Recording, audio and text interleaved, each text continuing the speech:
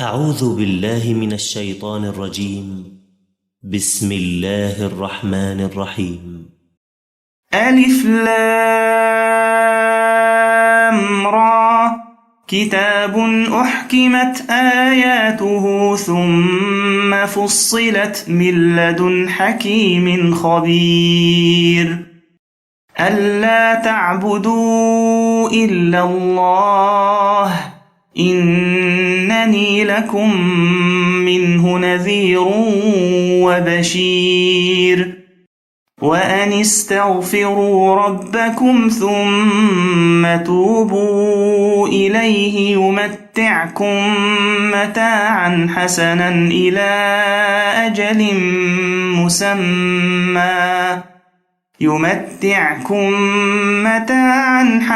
إلى أجل مسمى ويؤت كل ذي فضل فضله وإن تولوا فإني أخاف عليكم عذاب يوم كبير إلى الله مرجعكم وهو على كل شيء قدير ألا إنهم يثنون صدورهم ليستخفوا منه ألا حين يستغشون ثيابهم يعلم ما يسرون وما يعلنون إنه عليم بذات الصدور وما من دابة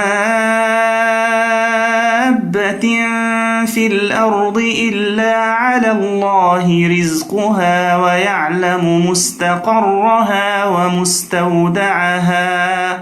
كل في كتاب مبين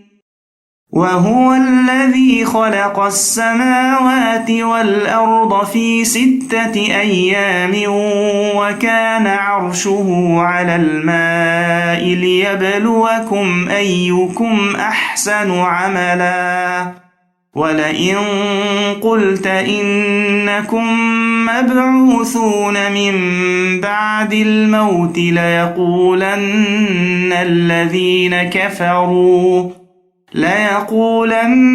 الذين كفروا إن هذا إلا سحر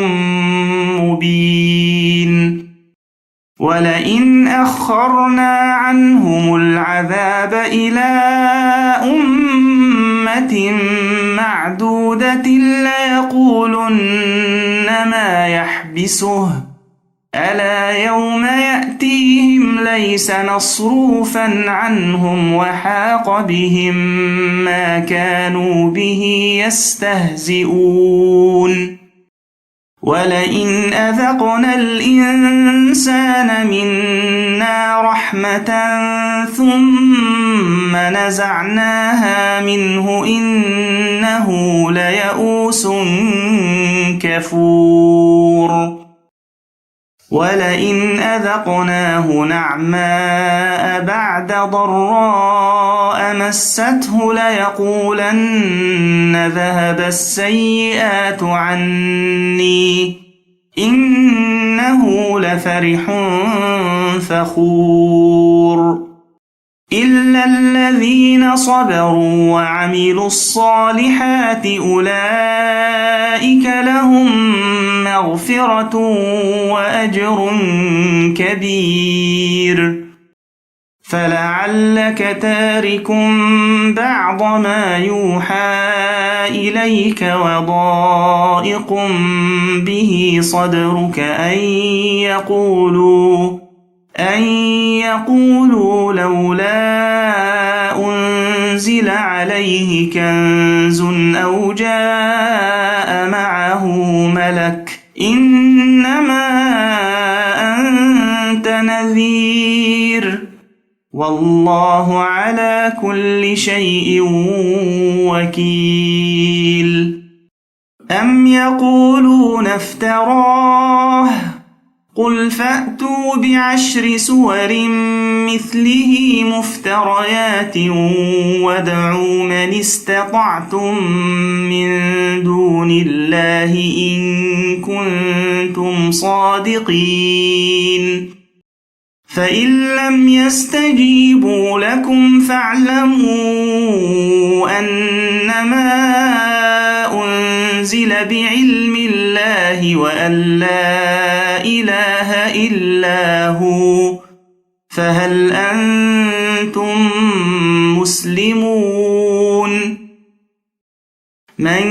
كان يريد الحياة الدنيا وزينتها نوف إليهم أعمالهم فيها وهم فيها لا يبخسون أولئك الذين ليس لهم في الآخرة إلا النار وحبط ما صنعوا فيها وباطل ما كانوا يعملون أفمن كان على بينة من ربه ويتلوه شاهد منه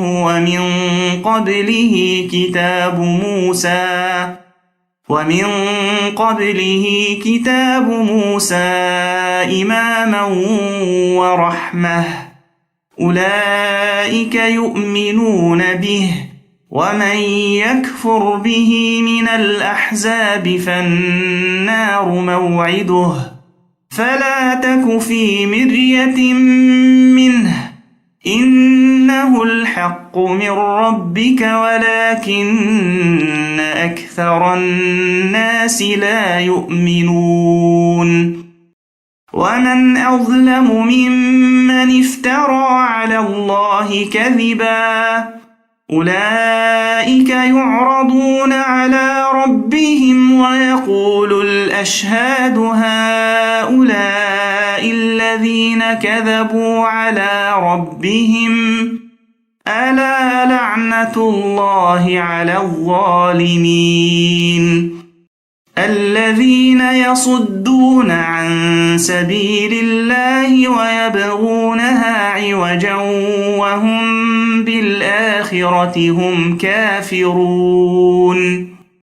أولئك لم يكونوا معجزين في الأرض وما كان لهم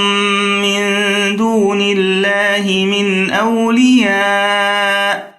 يضاعف لهم العذاب ما كانوا يستطيعون السمع وما كانوا يبصرون أولئك الذين خسروا أنفسهم وضل عنهم ما كانوا يفترون لا جرم أنهم في الآخرة هم الأخسرون إن الذين آمنوا وعملوا الصالحات وأخبتوا إلى ربهم أولئك أصحاب الجنة هم فيها خالدون مثل الفريقين كالأعمى والأصم والبصير والسميع هل يستويان مثلا أفلا تذكرون ولقد أرسلنا نوحا إلى قومه إني لكم نذير مبين ألا تعبدوا إلا الله إني أخاف عليكم عذاب يوم أليم فقال الملأ الذين كفروا من قومه ما نراك إلا بشرا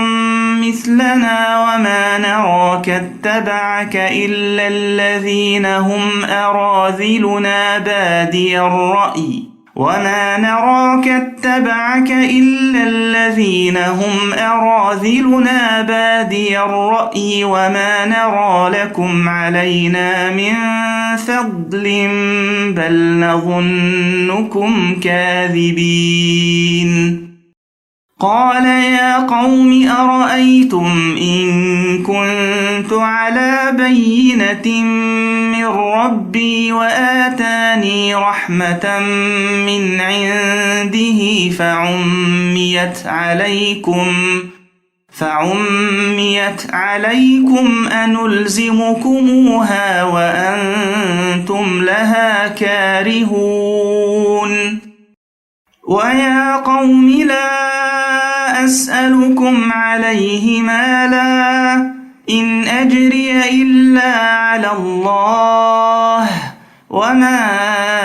أنا بطارد الذين آمنوا إنهم ملاقو ربهم ولكني أراكم قوما تجهلون. ويا قوم من ينصرني من الله إن طردتهم أفلا تذكرون. ولا أقول لكم عندي خزائن الله ولا أعلم الغيب ولا أقول إني ملك ولا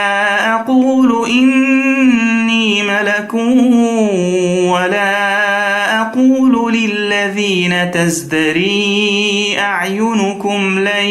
يؤتيهم الله خيرا الله أعلم بما في أنفسهم إني إذا لمن الظالمين.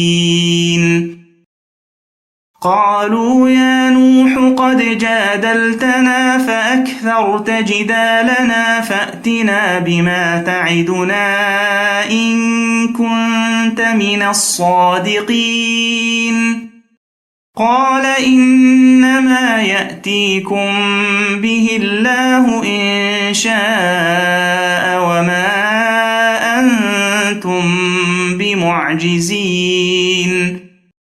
ولا ينفعكم نصحي إن أردت أن أنصح لكم إن كان الله يريد أن يغويكم هو ربكم وإليه ترجعون. أم يقولون افتراه قل إن افتريته فعلي إجرامي وأنا بريء مما تجرمون. وأوحي إلى نوح أنه لن يؤمن من قومك إلا من قد آمن فلا تبتئس بما كانوا يفعلون. واصنع الفلك بأعيننا ووحينا ولا تخاطبني في الذين ظلموا إنهم مغرقون.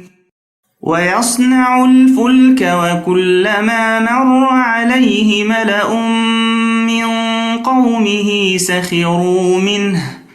قال إن تسخروا منا فإنا نسخر منكم كما تسخرون. فسوف تعلمون من يأتيه عذاب يخزيه ويحل عليه عذاب مقيم. حتى إذا جاء أمرنا وفارت النور قل نحمل فيها من كل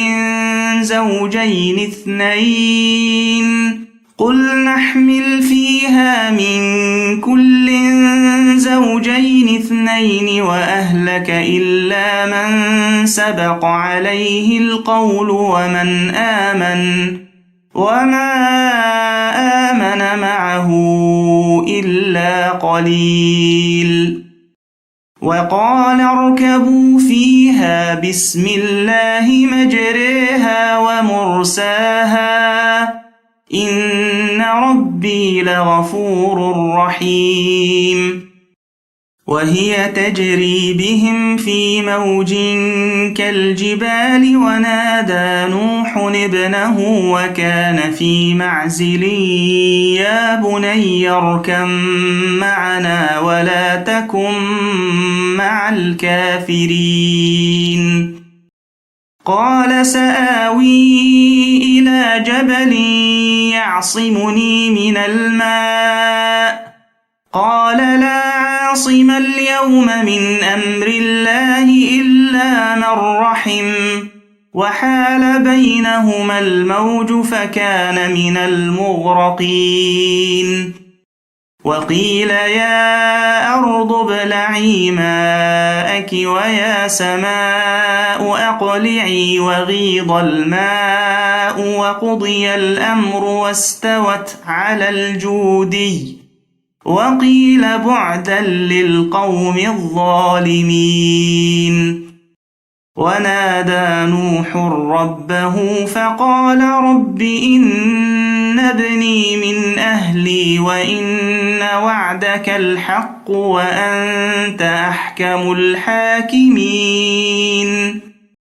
قال يا نوح إنه ليس من أهلك إنه عمل غير صالح فلا تسألني ما ليس لك به علم إني أعظك أن تكون من الجاهلين قال رب إني أعوذ بك أن أسألك ما ليس لي به علم وإلا تغفر لي وترحمني أكن من الخاسرين قيل يا نوح اهبط بسلام منا وبركات عليك وعلى ممن معك وأمم سنمتعهم ثم يمسهم منا عذاب أليم تلك من أنباء الغيب نوحيها إليك ما كنت تعلمها أنت ولا قومك من قبل هذا فاصبر إن العاقبة للمتقين وإلى عاد أخاهم هودا قال يا قوم اعبدوا الله ما لكم من إله غيره إن أنتم إلا مفترون يا قوم لا أسألكم عليه أجرا إن أجري إلا على الذي فطرني أفلا تعقلون ويا قوم استغفروا ربكم ثم توبوا إليه يرسل السماء عليكم مدرارا ويزدكم قوة إلى قوتكم ولا تتولوا مجرمين قالوا يا هود ما جئتنا ببينة وما نحن بتاركي آلهتنا عن قولك وما نحن لك بمؤمنين إن نقول إلا اعتراك بعض آلهتنا بسوء قال إني أشهد الله واشهدوا أني بريء مما تشركون من دونه فكيدوني جميعا ثم لا تنظرون إني توكلت على الله ربي وربكم ما من دابة إلا هو آخذ بناصيتها إن ربي على صراط مستقيم فإن تولوا فقد أبلغتكم ما أرسلت به إليكم ويستخلف ربي قوما غيركم ولا تضرونه شيئا إن ربي على كل شيء حفيظ ولما جاء أمرنا نجينا هودا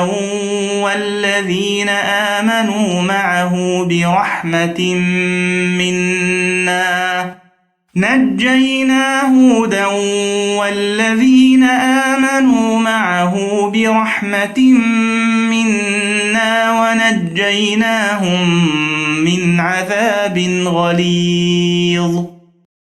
وتلك عاد جحدوا بآيات ربهم وعصوا رسله واتبعوا أمر كل جبار عنيد وأتبعوا في هذه الدنيا لعنة ويوم القيامة ألا إن عادا كفروا ربهم ألا بعدا لعاد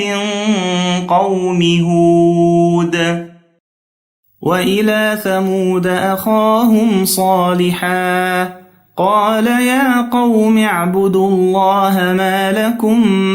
من إله غيره هو أنشأكم من الأرض واستعمركم فيها فاستغفروه ثم توبوا إليه إن ربي قريب مجيب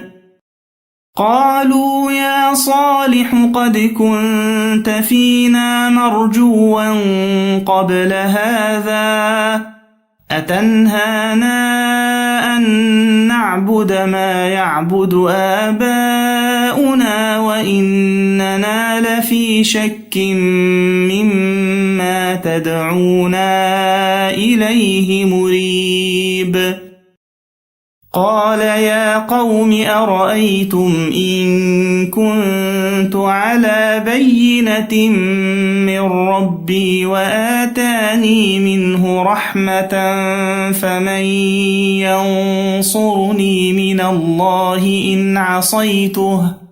فما تزيدونني غير تخسير ويا قوم هذه ناقة الله لكم آية فذروها تأكل في أرض الله ولا تمسوها بسوء فيأخذكم عذاب قريب فعقروها فقال تمتعوا في داركم 3 أيام ذلك وعد غير مكذوب فلما جاء أمرنا نجينا صالحا والذين آمنوا معه برحمة منا ومن خزي يومئذ إن ربك هو القوي العزيز وأخذ الذين ظلموا الصيحة فأصبحوا في ديارهم جاثمين كأن لم يغنوا فيها ألا إن ثمود كفروا ربهم ألا بعدا لثمود ولقد جاءت رسلنا إبراهيم بالبشرى قالوا سلاما قال سلام فما لبث أن جاء بعجل حنيذ فلما رأى أيديهم لا تصل إليه نكرهم وأوجس منهم خيفة قالوا لا تخف إنا أرسلنا إلى قوم لوط وامرأته قائمة فضحكت فبشرناها بإسحاق ومن وراء إسحاق يعقوب قالت يا ويلتى أألد وأنا عجوز وهذا بعلي شيخا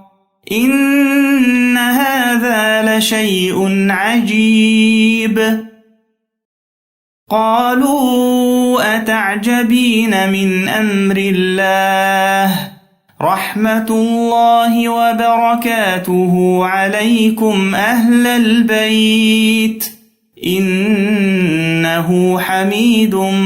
مجيد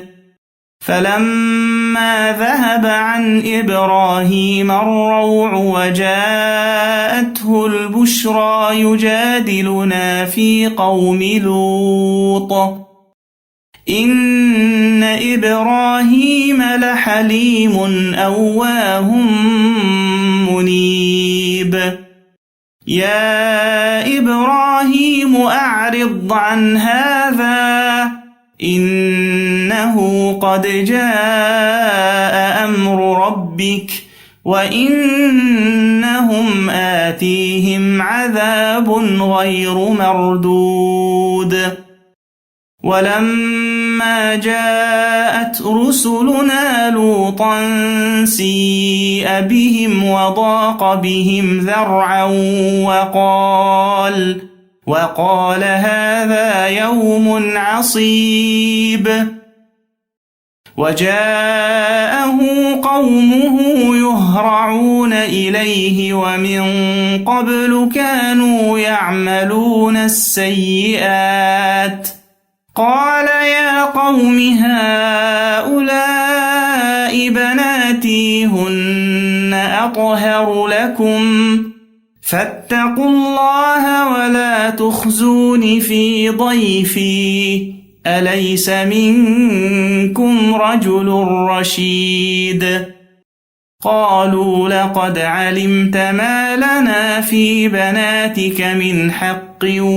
وإنك لتعلم ما نريد قال لو أن لي بكم قوة أو آوي إلى ركن شديد قالوا يا لوط إنا رسل ربك لن يصلوا إليك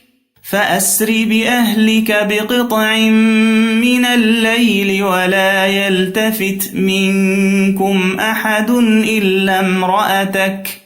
إنه مصيبها ما أصابهم إن موعدهم الصبح أليس الصبح بقريب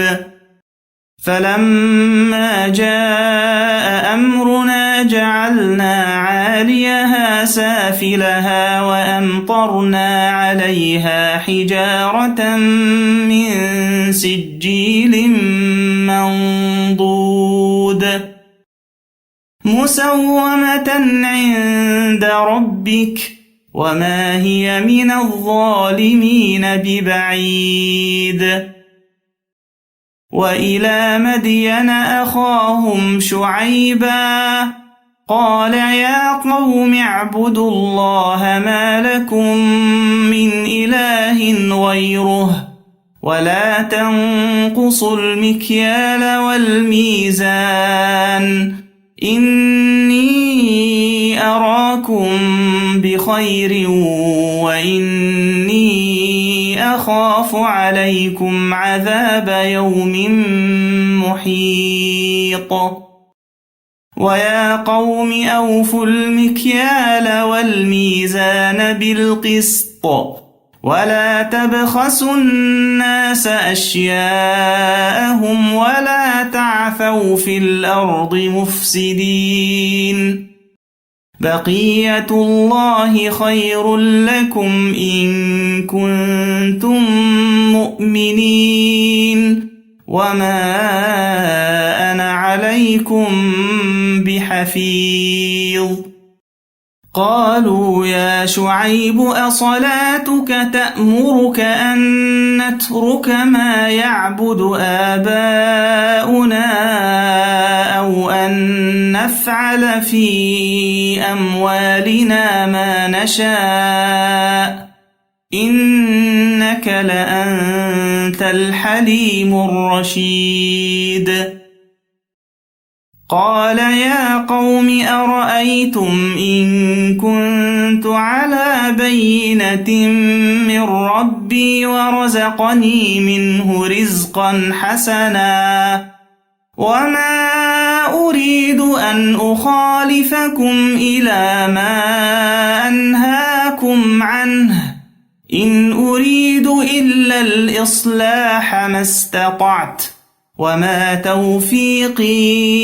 إلا بالله عليه توكلت وإليه أنيب ويا قوم لا يجرمنكم شقاقي أن يصيبكم مثل ما أصاب قوم نوح أو قوم هود أو قوم صالح وما قوم لوط منكم ببعيد واستغفروا ربكم ثم توبوا إليه إن ربي رحيم ودود قالوا يا شعيب ما نفقه كثيرا مما تقول وإنا لنراك فينا ضعيفا ولولا رهطك لرجمناك وما أنت علينا بعزيز قال يا قوم أرهطي أعز عليكم من الله واتخذتموه وراءكم ظهريا إن ربي بما تعملون محيط ويا قوم اعملوا على مكانتكم إني عامل سوف تعلمون من يأتيه عذاب يخزيه ومن هو كاذب وارتقبوا إني معكم رقيب ولما جاء أمرنا نجينا شعيبا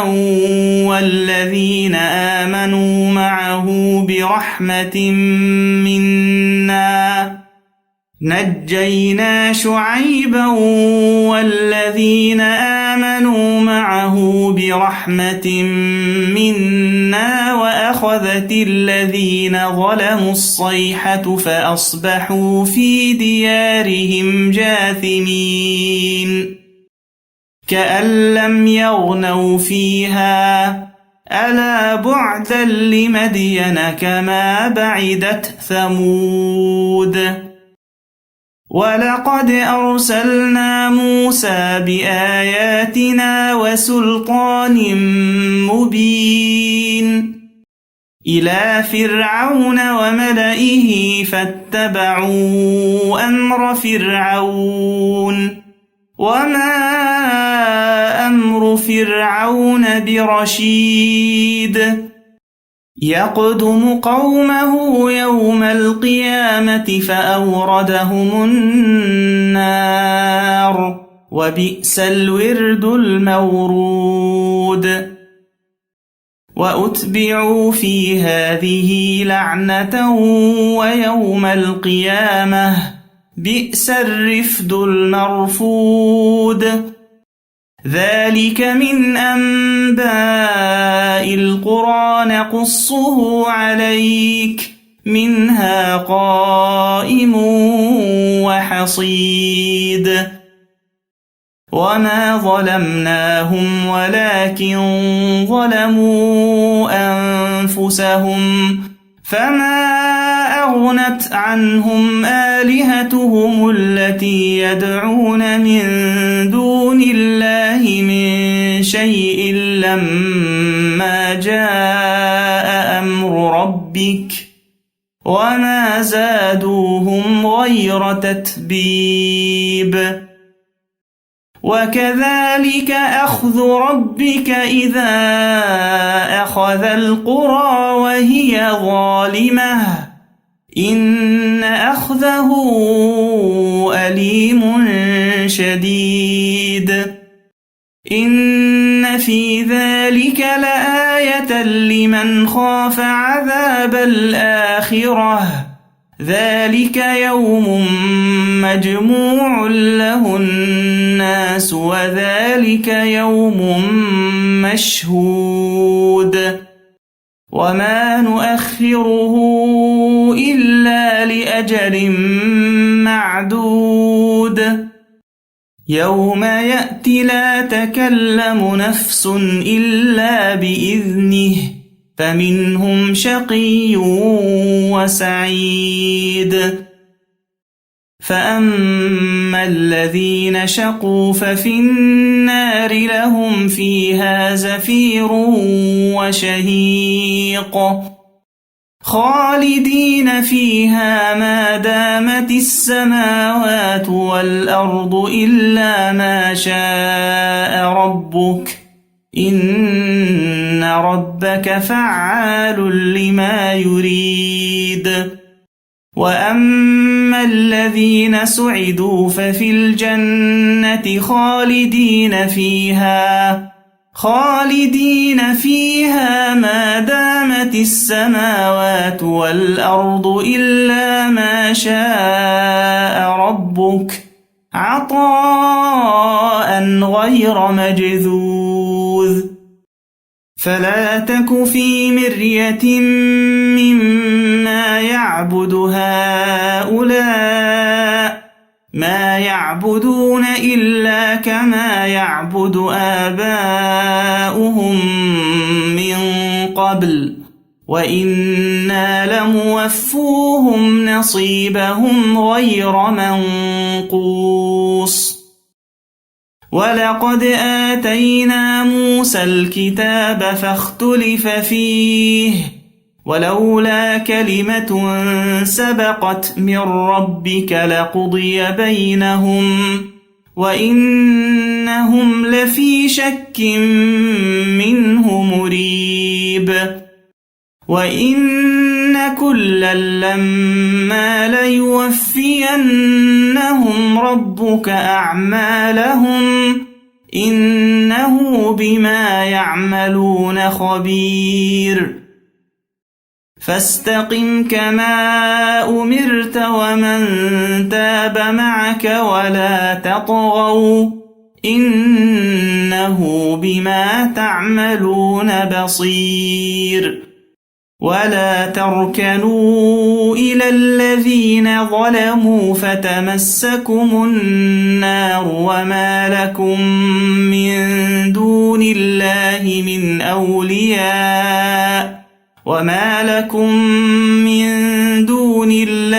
من أولياء ثم لا تنصرون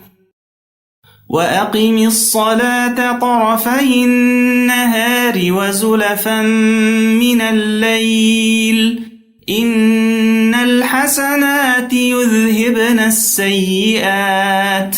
ذلك ذكرى للذاكرين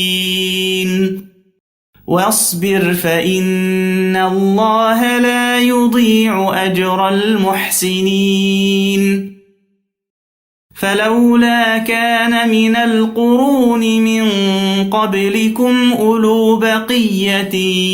ينهون عن الفساد في الأرض إلا قليلا ممن أنجينا منهم واتبع الذين ظلموا ما أترفوا فيه وكانوا مجرمين وما كان ربك ليهلك القرى بظلم وأهلها مصلحون ولو شاء ربك لجعل الناس أمة واحدة ولا يزالون مختلفين إلا من رحم ربك ولذلك خلقهم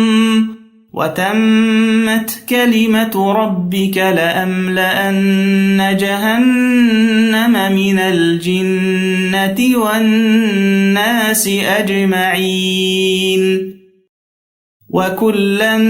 نقص عليك من أنباء الرسل ما نثبت به فؤادك وجاءك في هذه الحق وموعظة